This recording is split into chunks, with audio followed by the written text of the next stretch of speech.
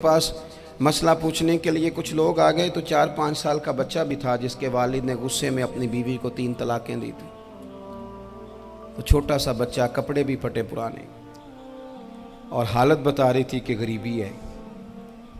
तो जब मैंने मसला बताया कि 3 तलाकें हो गई हैं तो वापस जाने लगे, तो बच्चा मुझसे कहता है, देहाती आदमी तो कहने लगा, मौलवी साहब मेरी अम्मा ते नानी कहनी असन पूछ के आई आप कि हुण असीं लहदा ही रहना है।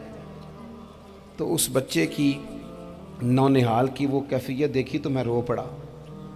मैंने कहा यार ये बच्चा बेचारा माँ बाप के होते हुए ये यतीमों जैसी ज़िंदगी गुजारेगा क्योंकि बाप ने तलाक दे दी। किस तरह मसाइल नहीं बताए लोगों को, तालीम से आगाही नहीं किया। और इसमें बहुत बड़ा जुल्म है उन लोगों का भी जो जनाजे पे खड़े होके तो कह देते हैं, मेरी तरह के लोग, अच्छे उलमा की बात नहीं करता, वो कह देते हैं देखो जिन लोगों को जनाजा नहीं आता, भैया आपने किस दिन इशा के बाद क्लास लगाई थी जनाजा सिखाने की? ये तो आपने कह दिया लोगों को कुरान जी ठीक नहीं आता। तो यहाँ तो बेचारी बीबियाँ जिनको सही पढ़ना नहीं आता वो मिशन बना लेती हैं कि मैंने इतने 100 को कुरान पाक पढ़ाना है, बेवा हो गई हूँ, तलाक याफ्ता हो गई हूँ, सारी ज़िंदगी कुरान पढ़ाऊँगी। हम क्यों ये मिशन नहीं बनाते, क्यों इस तरफ सफ़र नहीं करते? एक तो दीनी मालूमात में, दीनी उलूम में अपने आप को लगाएं और ज़ौक़ पैदा करें कि जो चीज़ें मुझे नहीं आती मैंने वो सीखनी है, जो मामलात मुझे नहीं आते मैंने उनकी तरफ सफ़र करना है। एक तो अपना ये मिजाज बनाएं। और जब आप दीनी उलूम सीखते हैं तो पता है कौन सा मंज़र कायम होता है? मंज़र वो बनता है कि हज़रत अबू हुरैरा भी दीन सीखा करते थे, हज़रत अब्दुल्ला इब्न उमर भी असहाबे सुफ़ा में रहा करते थे, हज़रत अनस बिन मालिक भी रहा करते थे।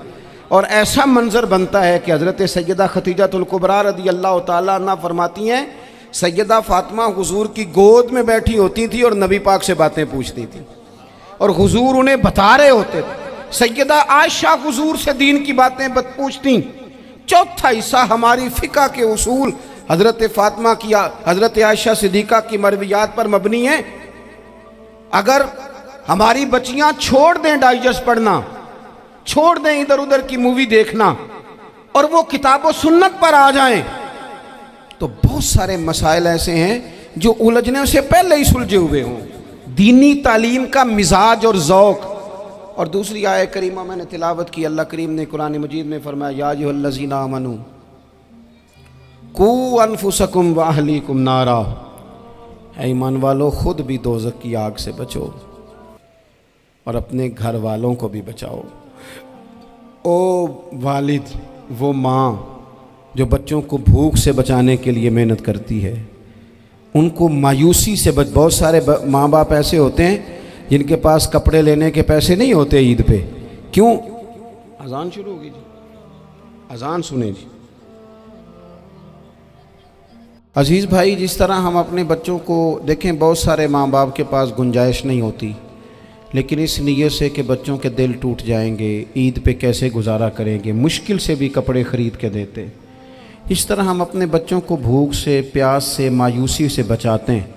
इस तरह हमारे रब ने हमारे ज़िम्मे लगाया है कि तुम अपने बच्चों को कोशिश करो दोज़ख की आग से बचाने की। हज़रत उमर फ़ारूक रज़ी अल्लाह तआला अन्हु ने अर्ज़ किया था, या रसूल अल्लाह सल्लल्लाहु तआला अलैहि वसल्लम, इस आया करीमा का माना क्या है? तो महबूब करीम अलैहिस्सलाम ने फरमाया, उमर, जिन चीज़ों का अल्लाह तुम्हें हुक्म देता है तुम अपने घर वालों को उन चीज़ों का हुक्म दो। जिन चीज़ों से रब रसूल तुम्हें मना करते हैं अपने घर वालों को उनसे रोको। अपने घर के अंदर निफाज दीन करने की कोशिश करो। मेरे भाई, बहुत ज़्यादा आजमाइश है हमारे घरों में, बेचैनियाँ हैं, इज़्तिराब है, बच्चों में सख्ती है, बहन भाई एक दूसरे के साथ लड़ते हैं, मिजाजों में तलखी आ गई। क्यों भला? इसलिए कि माँ बाप को जो बेहतरीन किरदार और जो हसीन तरीका घर में अपनाना चाहिए था, बच्चे तकरीर बाहर से सुनते हैं लेकिन वो फॉलो अपने माँ बाप को करते हैं। अगर माँ बाप में हौसला हो, सब्र हो, इत्मीनान हो, खुददारी हो, थोड़े पर गुजारा करने का मिजाज हो। देखें ना, आज डिप्रेशन है, टेंशन है, पैनिक्स अटैक्स हैं, बड़ी सारी चीज़ें आ गई हैं। क्यों भला? सब्र नहीं, तहम्मुल नहीं, बुर्दबारी नहीं।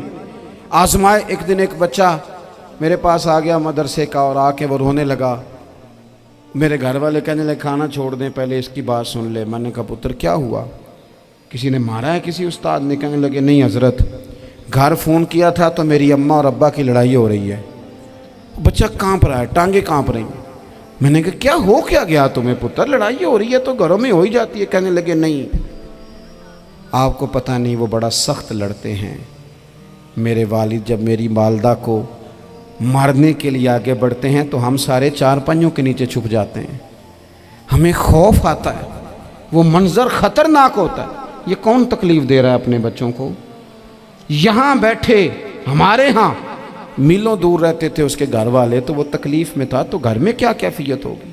اگر حوصلہ ہو, صبر ہو, قناعت ہو, اللہ کے دیے ہوئے تھوڑے رزق پر ہمیں راضی رہنا آتا ہو, ہمارے گھروں میں سکون آئے, اطمینان آئے, ہم جو زندگی بڑی خوشی خوشی گزار سکتے ہیں.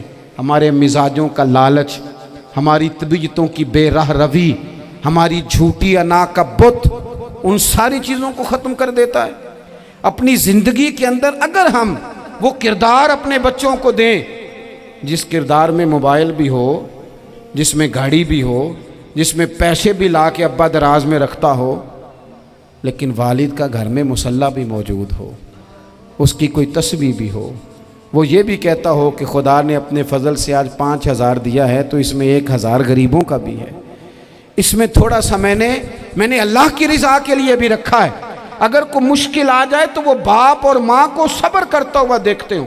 اگر ایک باپ بات کرے تو دوسرا برداشت کرتا ہو. خدا را اپنی اولادوں کو اس اذیت کا شکار نہ کرو. اپنے گھروں کے اندر وہ خودداری, وہ پیار, وہ وقار, وہ محبت, وہ انداز. آپ تھکے ہوئے ہیں کوئی شک نہیں, آپ بہت سارے مسائل کا باہر شکار ہوں گے کوئی شک نہیں, لیکن آپ باہر سے تھک کے آئے ہیں. اور اگر آپ باہر اپنی فیکٹری کے مالک ہیں اور دفتر کے بڑے ہیں تو گھر میں بھی تو آپ بڑے ہیں نا. آپ کی ماں بھی تو انتظار کر رہی ہے, اس نے بھی تو دکھڑا سنانا ہے نا آپ کو. آپ یہ دیکھیے کہ آپ کے بچے بھی تو انتظار کر رہے ہیں, وہ چاہتے ہیں کہ ابا آ کے بیٹھیں تو ہم ان کے سینے پہ چڑھ کے تھوڑا کھیلیں. آپ کی اہلیہ منتظر ہیں. کچھ باتیں بیوی کسی اور سے نہیں کہہ سکتی, صرف اپنے شوہر سے کہتی ہے, لیکن وہ تو آتے ہی جلال میں آ گئے صاحب. وہ کہنے لگے تو بڑی نالائق ہے, میں تھکا ماندہ آیا ہوں اور تو نے مجھے کہانی سنا دی ہے. وہ اس خاتون سے شدت کے ساتھ پیش آنے لگے. میرے رسول پاک کی حیات نور کو دیکھو, حضرت ام ایمن حضور کی رضائی والدہ ہیں, ان کی بھی خدمت ہو رہی ہے. حضرت حلیمہ سعدیہ آ رہی ہیں تو خدمت ہو رہی ہے. حضرت عباس حضور کے چچا ہیں تو کریم فرماتے ہیں میرے چچا ہیں باپ کی جگہ پہ. حضور دوست احباب صحابہ غلاموں سب کے ساتھ پیار کر رہے ہیں.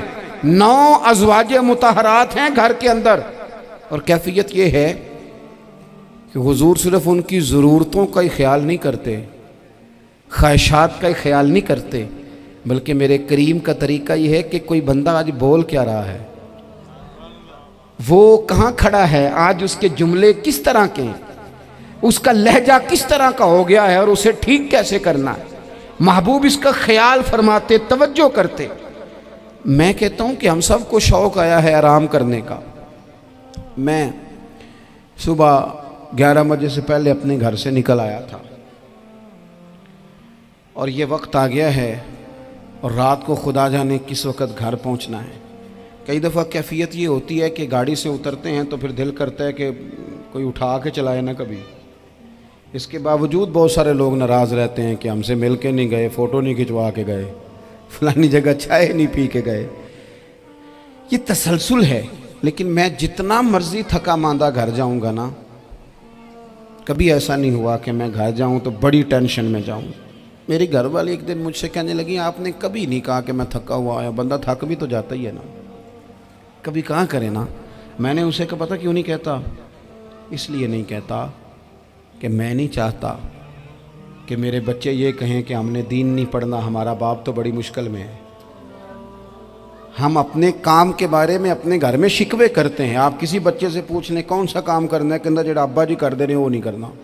کیوں کہ ابا جی ہر روز تو کہتے ہیں میں بڑا الجھ گیا ہوں, یہ کام بڑا مشکل ہے.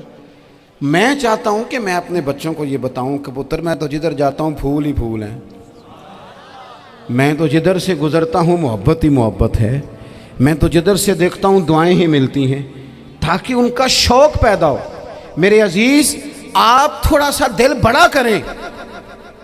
اگر آپ ایک کی وجہ سے پورا گھر سکون میں آ جاتا ہے تو آپ دل بڑا کیوں نہیں کرتے؟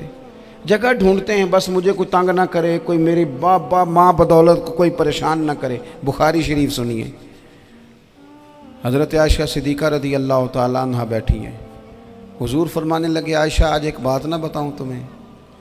یا رسول اللہ بتائیے۔ حضور فرمانے لگے جب تم مجھ سے ناراض ہوتی ہو تب بھی مجھے پتہ چل جاتا ہے، اور جب راضی ہوتی ہو پھر بھی پتہ چل جاتا ہے۔ تو حضرت سیدہ عائشہ صدیقہ بات سن کے بڑی خوش ہوئیں، یا رسول اللہ وہ کیسے؟ حضور فرمانے لگے کبھی کبھی تم قسم اٹھاتی ہو۔ یا رسول اللہ ہاں۔ فرمایا جب ہوتی ہو نا راضی، خوش، تو پھر کہتی ہو مجھے رب محمد کی قسم صلی اللہ علیہ وسلم، پھر تم میرے نام کے ساتھ رب کریم کا نام ملا کے قسم اٹھاتی ہو، رب محمد کی قسم۔ یا رسول اللہ بالکل ایسے ہی ہے۔ اور فرمایا جب تمہارے دل میں کوئی بات ہوتی ہے نا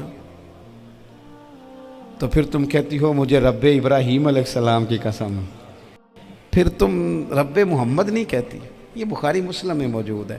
حضرت عائشہ صدیقہ نے تو بات سنی تو کھل گئی طبیعت، کہنے لگی کریم صدقے جاؤں، یہاں تک خیال فرماتے ہو؟